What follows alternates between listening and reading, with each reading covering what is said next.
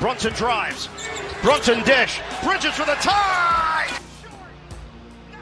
We told you this series was going to be a dogfight, and it is, with the New York Knicks 1-0.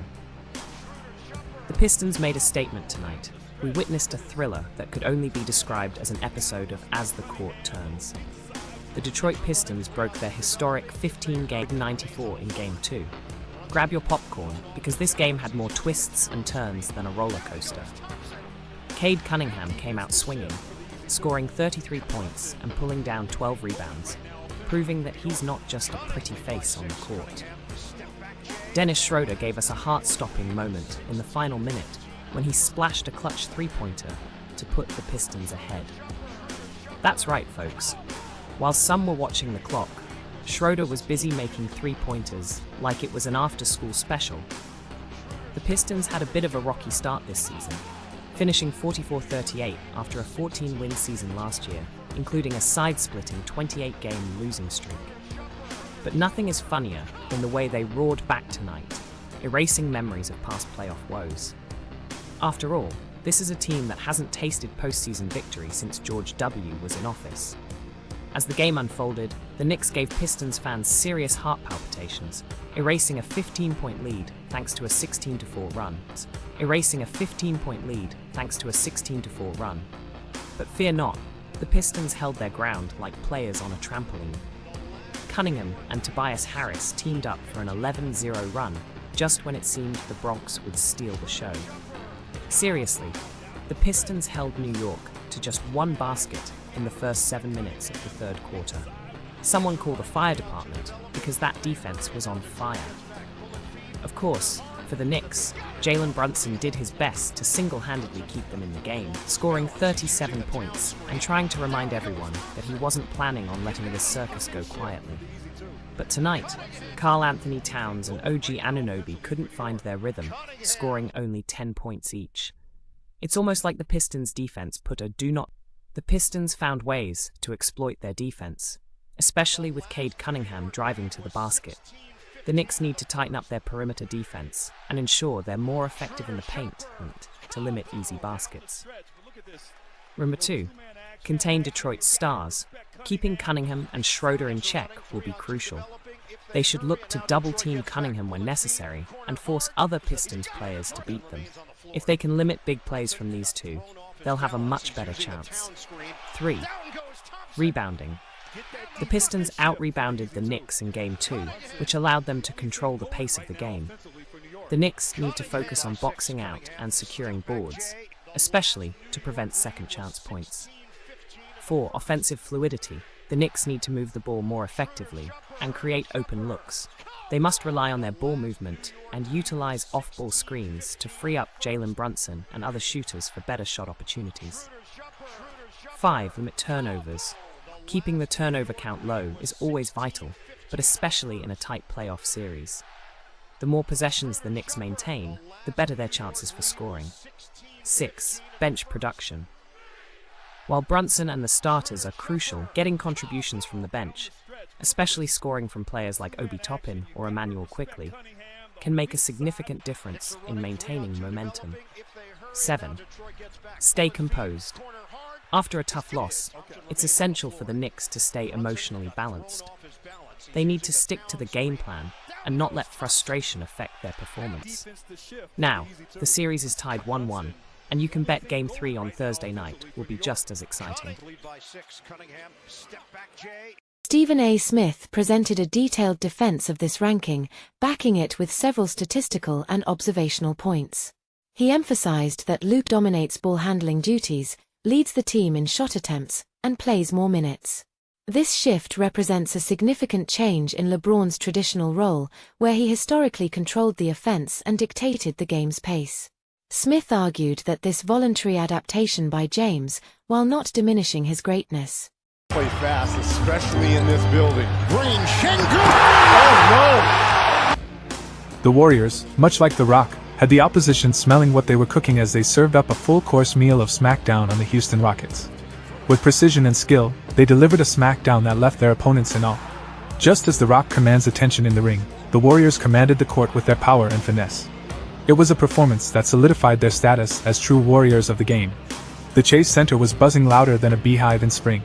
With fans donned in their Warriors blue and gold, and the occasional Rockets red, you could feel the energy radiating throughout the arena. I mean, even the popcorn looked excited. From the jump, Green made a statement, and Houston quickly learned that trying to keep pace with this Warriors team is like trying to catch a squirrel on espresso, fast and unpredictable. So there we were, folks, a game that looked like it was going to be a nail-biter early on, with Houston trying to keep pace. But the Warriors, ever the playoff veterans, turned up the dial. Curry, the master of the three-point universe, hit that buzzer beater from way downtown. I mean, you'd think he was aiming for the stars, and somehow, he got it in. That shot? It's going to be replayed on highlight reels for years to come, I'm calling it now. The geometry-defying three. Meanwhile, Jalen Green was out here giving us a lesson in speed and agility, slicing through defenders like a hot knife through butter. But the Warriors' defense, led by the ever-steadfast Gary Payton, was like a wall, tough, relentless, and just a tad intimidating. Payton's defense on Green?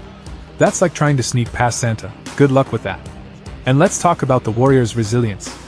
After a slow start, they flipped the script faster than you can say. Dribble.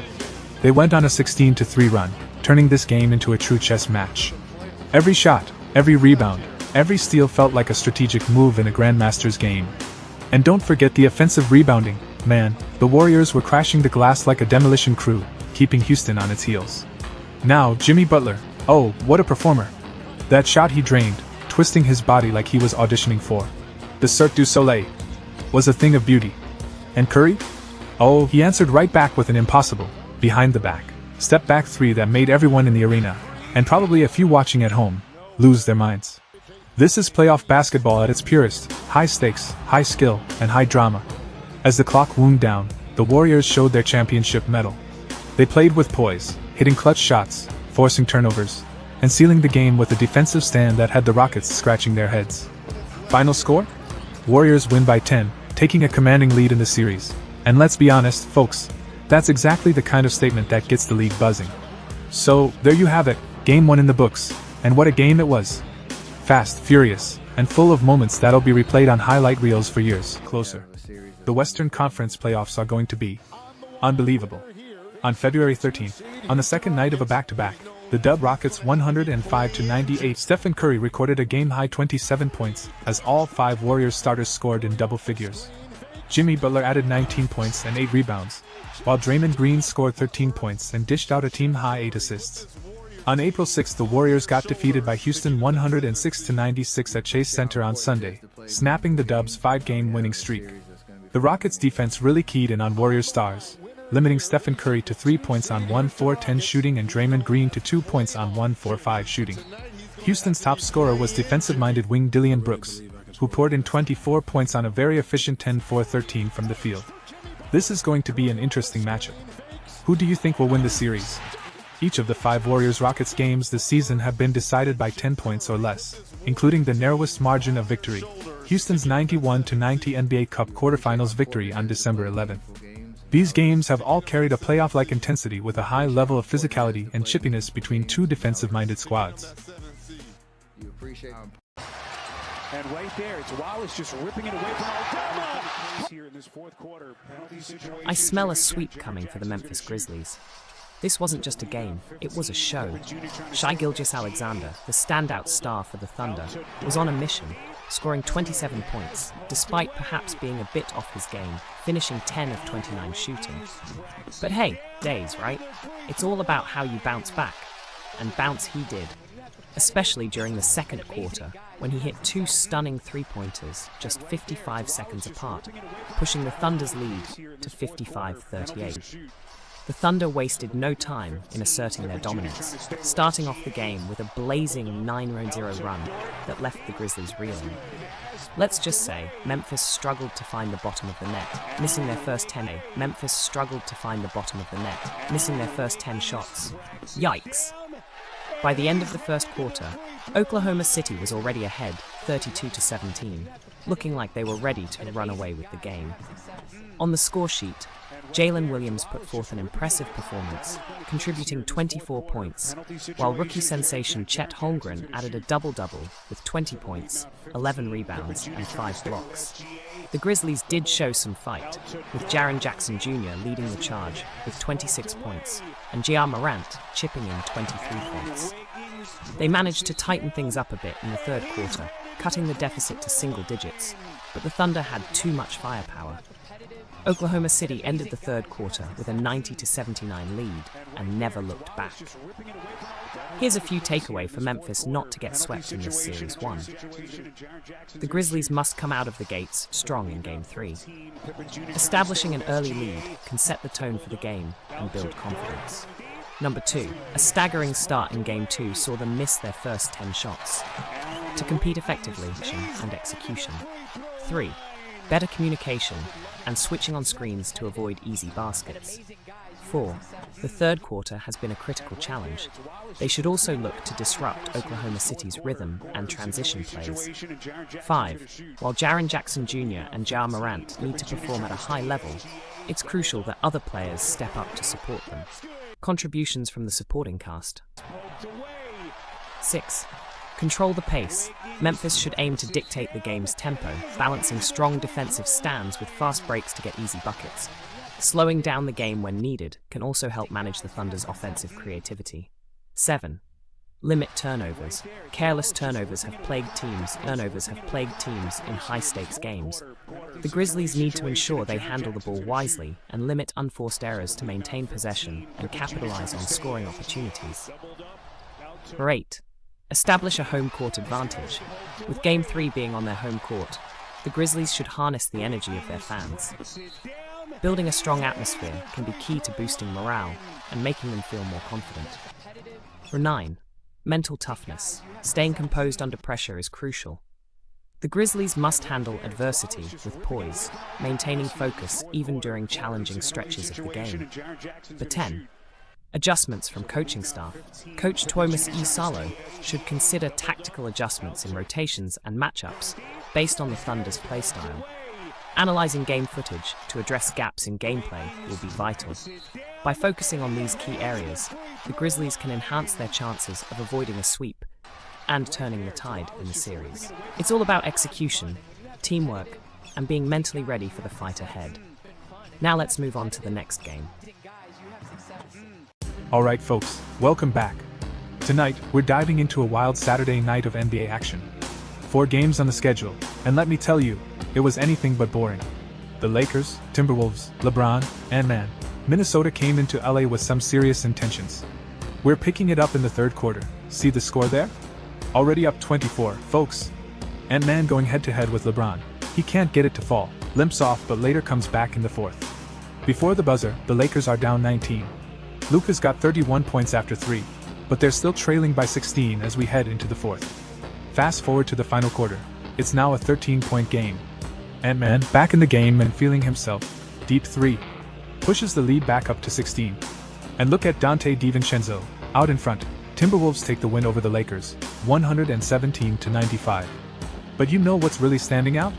It's not just the stars, it's the supporting cast. The Wolves bench went off, outscoring the Lakers bench 43-13, folks. Nez Reid with 23 points and a clutch 63 three-pointers. Their bench also finished with more assists, big difference maker. And they threw the first punch, you guys threw the knockout blow. What kind of statement did you make today? I don't know, man. I think we just came out ready to play. Jaden McDaniels was phenomenal in this game. You know, what kind of mindset does he have when it comes to these kind of moments? We tell him every game, man, be the MVP. Be the MVP of the game on both sides of the ball, and have faith that he wasn't going to be aggressive all night. And we told him throughout the whole week, hey, be aggressive the whole game. Don't stop shooting, find your spots, trust yourself, trust your work. And he did that, and here you go right here, the MVP right here. And McDaniels himself says he just played with confidence. What was your mindset? Man, just going out playing with confidence. I know all my teammates trust me and always tell me, shoot the ball no matter what, miss or make, and that's what I did tonight. Trusting his work and teammates. Anthony Edwards leading the charge from beyond the arc, big-time performance. And the Lakers? Well, they need to regroup, tighten things up, and come out aggressive in game 2. Wolves coach Chris Finch praised his team's resilience, saying they settled into the game, picked up their pace, and that their bench brought the energy they needed. The Wolves, especially